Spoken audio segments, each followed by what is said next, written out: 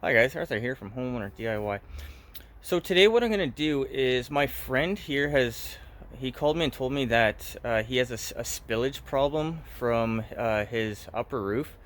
So what we're going to do is I'm going to explain what the problem is and then how to address it. In this particular case, this is really easy because we have something to pipe to, but I will give you other options in case you don't have the privilege of having, some groundwork to go into.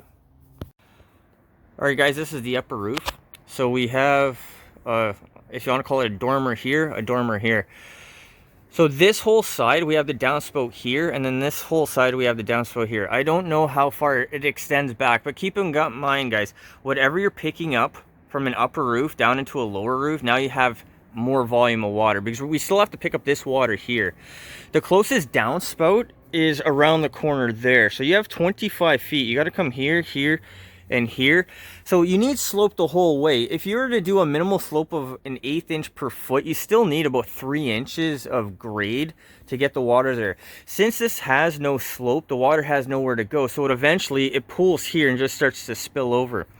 So what I'm going to do here is we're going to use this here. I'm going to pipe it to the fence, and then we are going to come up to the wall, and then we'll put a downspout and a flashing from here down into here. And then this will pick up all the water from up top. And guys, one other thing I don't like, you see all of this debris here, and then it's not so bad on the other side. But one thing too is your shingles in this area is going to rot much more quickly because the water comes down. So what I will do is I will put a gutter in, and then we'll hard pipe it straight down into our lower section here. So what we'll do now is material and tools. Alright, our material list. We have our EPDM membrane. We have our sealant. So guys, again, this stuff here, you can't get at Home Depot or a big box store. You have to go to a specialty store. For our PVC, I've got a couple 22s. This is a fitting 45. These are all regular 45s. Guys, the pipe is 4-inch solid PVC. I have a clean out cover. I have a 4-inch T glue, 3/4 galvanized strap. The reason I'm using galvanized and not regular is because regular will rust much more quickly. Galvanized has a coating on it to prevent it from rusting. We have a 2-inch copper spun drain. Once again, this is something that you cannot get at a big box store. You have to go to a specialty store. We have deck screws, some roofing nails. We have a gutter. This will be to hard pipe from the upper downspout to the lower roof. And then I have another piece to try to Mickey Mouse to make it work. For our tools, we have silicone gun, cordless kit. So I have drill, sawzall, grinder. I have bits in case I need to change my idea on how to drill a hole for the drain. I have a 2 9/16 bit, hand tools, increment level, hacksaw, and then 4-foot level. Guys, you don't need all that much for tools to do this job. You just need to know what you're doing. So with this in mind, let's get started. Alright guys, so the first thing we're going to do is, to make this look nicer, we're going to split the difference between here and here. So it is 25 inches, so I put the mark, my little pencil mark here, at 12. If we look up, you see this mark here, that is roughly in line. So that is going to be my reference point for the top. So the copper spun drain I'll put in this area here. So what I'll do now is I'll make a mark, and then the soffit here, we'll take this out. Guys, to take out the soffit, just follow my soffit video. Really just pull the J channel apart, take one piece out, and the rest will slide out right after. Alright guys, this is our soffit. So all I did was just stretch this out, take the one piece out. So what we'll do now is we'll slide these sections down until we get to here, and then that's all we need to do. Alright guys, so we're going to drill our hole into, this is OSB, it's not plywood. It does the same thing. This is just a cheaper version. But what we're going to do is when we drill our hole, we are just going to go far enough where the feeder bit here goes through, and then we're going to finish drilling the rest of the way through the top. And then always put your hearing protection and your eye protection on.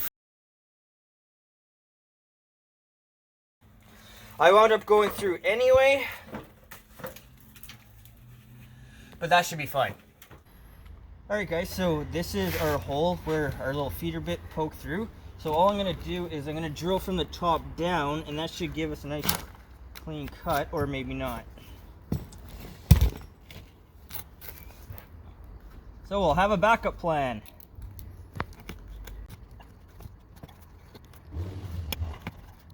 Alright, so we have our hole, but for now we will just nail down our copper spun flashing.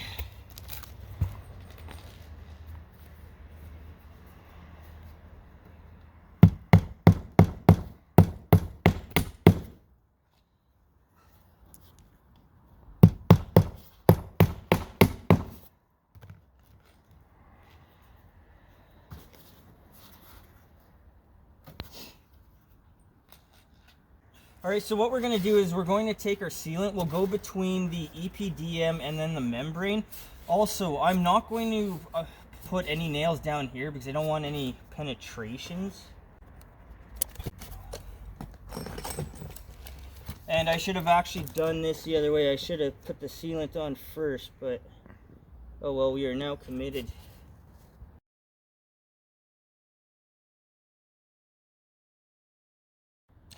Alright guys, so what we're going to do is we're going to put a bead of sealant here. We're going to put a bead of sealant everywhere. Just be liberal with it, and then hopefully you will not run into any problems.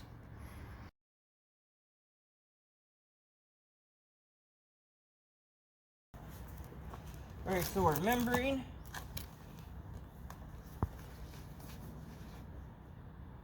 And if anything,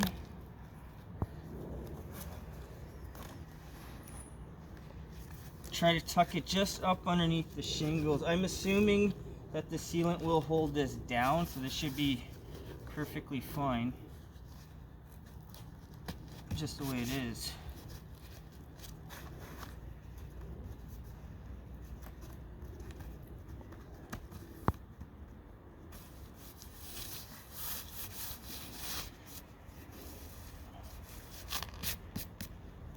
And then once again, what we'll always do is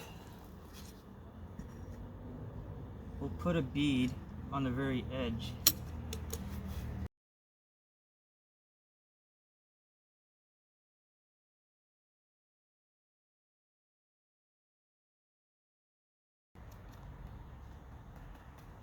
Alright, so just like that. Unfortunately, water will pool here. Maybe what we can do is find something to displace and give us a bit of an angle, and then hopefully if we do that, then it's going to minimize how much water. Alright, so this is what it looks like. I hard piped this down. This is the original, and then it's hard pipe down into the bottom. Later on, I'm going to have to figure out a solution because there's going to be a puddling issue here, so I'm going to have to try to figure out something to do here, and then try to get the bottom of my drain as a low point. Guys, as I said, this system is not exactly a functional system. You can see how the staining of all the water that just endlessly sits here. Alright guys, so I put the soffit back in. So our drain here, I just cut it with the grinder, and as you can see how close I am to the seam for the very top of the siding. So what we'll do now is we're going to start from down here. We'll cut this off, and then we're going to start our plumbing portion. Alright guys, so this is our clean out. This section here is called a bell. What we're going to do is I'm just going to cut the bell off. And because we're going vertically, we can use a T opposed to a Y.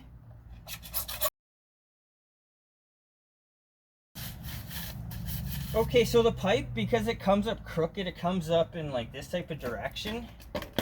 if we have our T pointed straight at the fence, come here. So how the bubble is here, this is level, and then we want to go higher up. Because this is considered back grading, where the face is pointed downwards, what we need to do is we're going to have to spin this and then recorrect the angle using a 22. But before we even glue anything in, even this is still considered slightly back grading. And that's level, that's okay, we can work with this. And then what we're gonna do is go from here.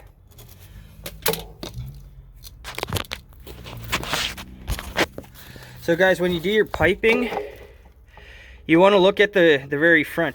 If your front is looking like that, it's gonna come out horribly crooked.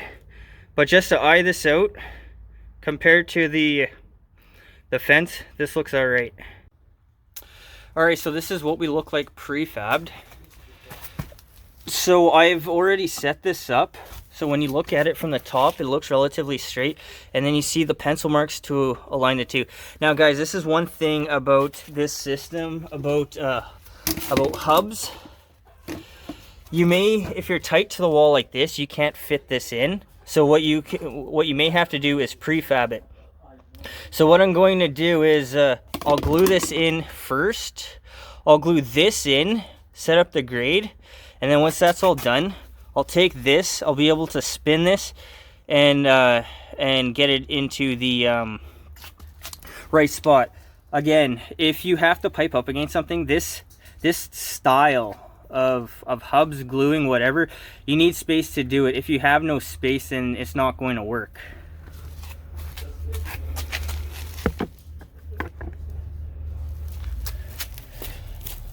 So the first thing we'll do is we'll glue our 22 on. Again, guys, the pencil marks, these pencil marks is just a rough idea. You have to check this. It's not going to quite properly line up most of the time, so you just have to be aware. Again, like ABS, like black pipe, guys, you gotta glue both ends, the hub and the pipe.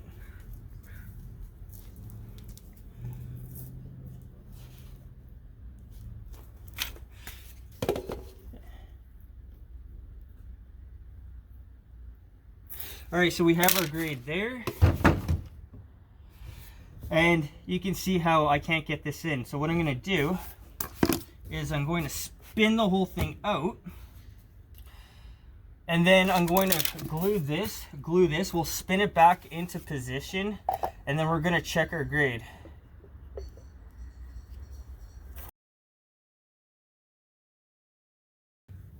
All right, and just like that, we're tied up to the wall. So we have to now glue this. And you can see how the pencil marks are fairly close to where it needs to be. Also, give it a turn every time. We have grade there.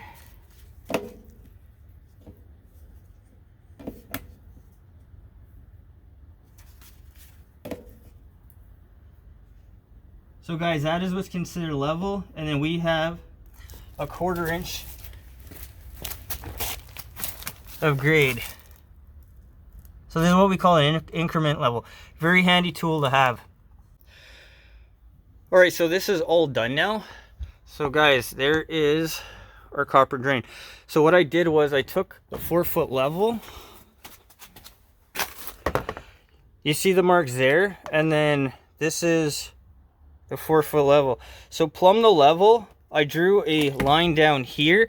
This is going to be the center of where my pipe is going to come up right here for it to be nice and straight. Again, I'm splitting the difference between here, so when you look at it, everything looks nice and symmetrical. All right, guys, so this is our mark here. So the 245s are going to come up like this. So what we need to now do is figure out where this 45 is going to sit. So what I've done is I've dry fitted a piece, and this is just purely eyeing this out. So what I'm going to do is I'm going to look at this, and I'm going to try to line up the center here roughly in this area, because these other two that come up, we're going to roll them into position. So that looks okay right there. So what I'm going to do is I'm going to mark the back of the hub right there. And then we are going to go from the end there to there. And I'm going to cut a 19-inch piece.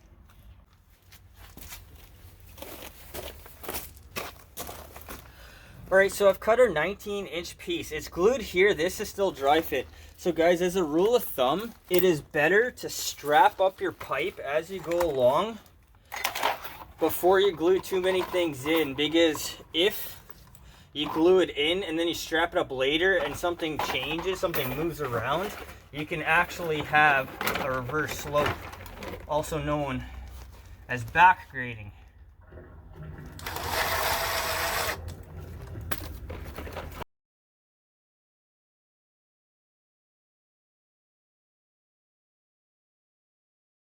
Alright, so the level says we have a 1/4 inch per foot.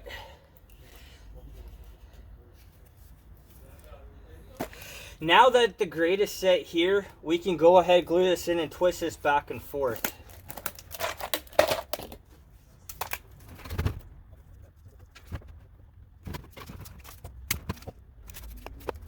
Okay, so the level says we got 3/8 right there, which is more than enough.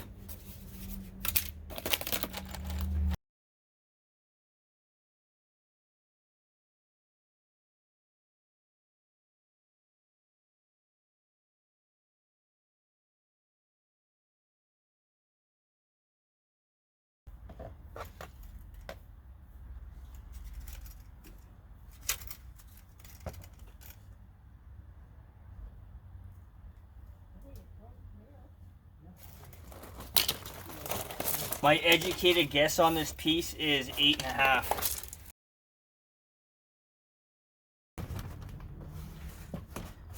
Okay, so guys, be aware that these are both dry fit right now. There's no glue. Don't make it a habit of dry fitting multiple pieces, because when you go back to glue it and the actual pipe goes all the way into the bottom of the fitting, that is going to change your dimensions.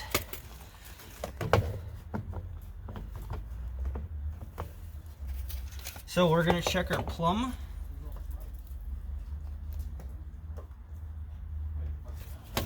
So this needs to come down just a touch.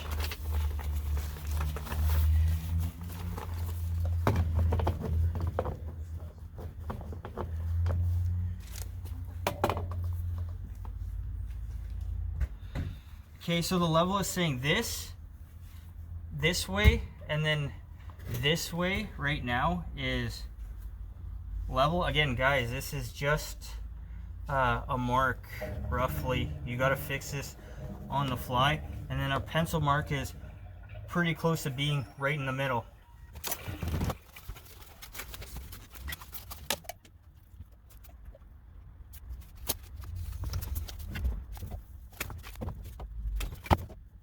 Alright, so that looks pretty close. We're going to make the mark.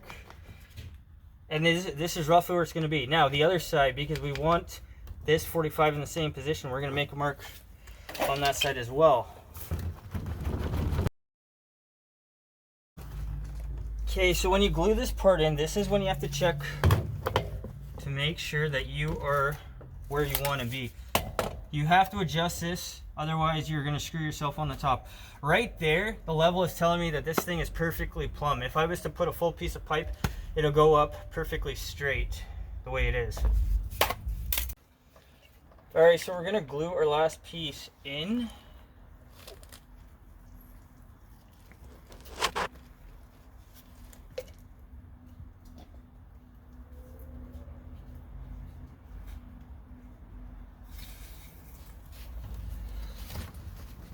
Alright, so we're going to line up the pencil marks. Again, this is just rough. We'll put the level on top, and even right there, it's pretty well bang on. So if you see the bubble here, between the lines, this thing is nice and plumb and it'll go up straight. Guys, this is called rolling your 45s. Alright guys, so I finished off. I put the clean out cap in. I put the downspout in. If you look at it, looks like I split the difference fairly nicely. So as I was saying at the beginning of the video, If there was no drain here, what I would have done in this case was I would have piped it along the fence to the other side of this here, and then that's gonna keep all that that water away. So guys, one other thing, if let's say that the ground, it pitches like this back towards the house, then what I would have done was I would have started higher and just kept going way far out, so all that water will get absorbed into the ground instead of coming back towards the foundation. A foundation leak is an extremely expensive thing to have to deal with. Alright guys, and just like that, we are all done. So the time on this project was about 5 hours.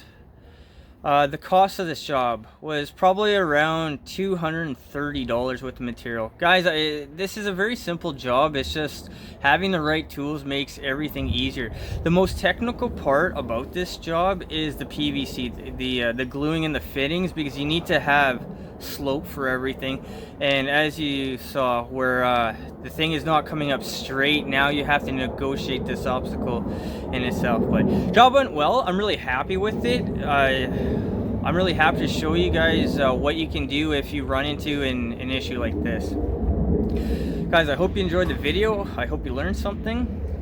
Please hit the like button, subscribe, and I'll see you on the next project.